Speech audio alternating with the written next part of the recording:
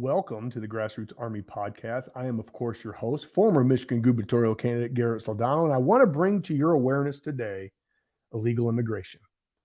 Why is the Biden administration, because this has never been done on this scale, immigration's always been huge with Americans. So why is the Biden administration basically turning a blind eye with the millions and millions of illegal immigrants that continue to come over our borders? So if you start to dig in this and you kind of look at the past of what has worked for the Democratic Party and what they want it to do here in the future, you start to figure out this narrative. Now, if you have millions of illegal immigrants that are coming over here and they're strategically putting them all throughout the country, you kind of think that it's a plan, right? Then what are they planning for? They are planning for chaos.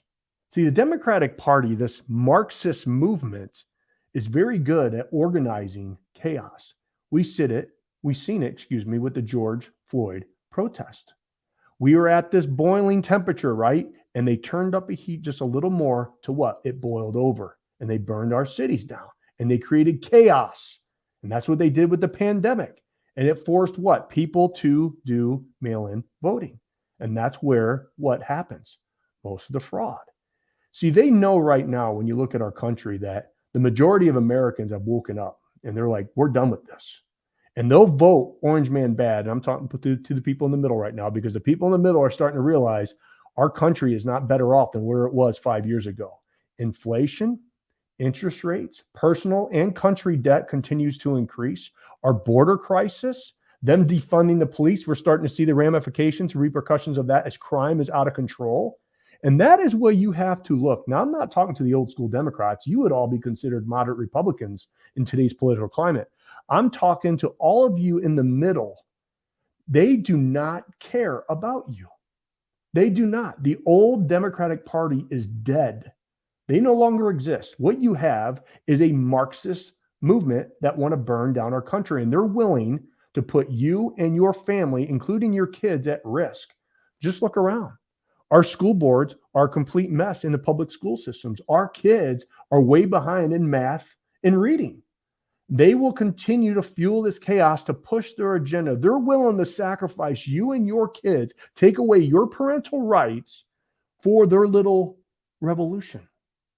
So the reason they're putting all of these illegal immigrants strategically throughout our country because they're ready to light the fuse.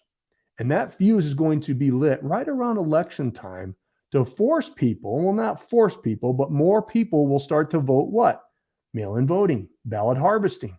And that's where most of the fraud happens. So let me give you an example in France, what happened in July this past year, a couple months ago, where an illegal immigrant was shot as he drove through a checkpoint. This was the resulting chaos that ensued by immigrants rioting throughout the country and burning this country down. This is coming to a town, to your neighborhood here in the near future. The Democrats are planning for this. They are going to strategically put all these folks throughout the country and they are going to light the fuse, and that fuse can be lit in many different ways. It can be, unfortunately, if there is a shooting with a police officer or something else, they're going to use some kind of act to light that fuse, and then this is going to happen throughout our country yet again, just like they did with George Floyd. So, and this is what I ran on as governor in the state of Michigan. I said, hey, look, you have every right to peacefully protest. You can yell, you can scream, but as soon as it turns violent, you lose that First Amendment right. If you harm even a fleck of paint on a business, or if you start to burn our cities down or light things on fire like they did in France and like they did during the George Floyd protests, then I, as governor, would have sent in the National Guard. And there would have been a lot of limps and a lot of bruises, but the lesson would have been taught.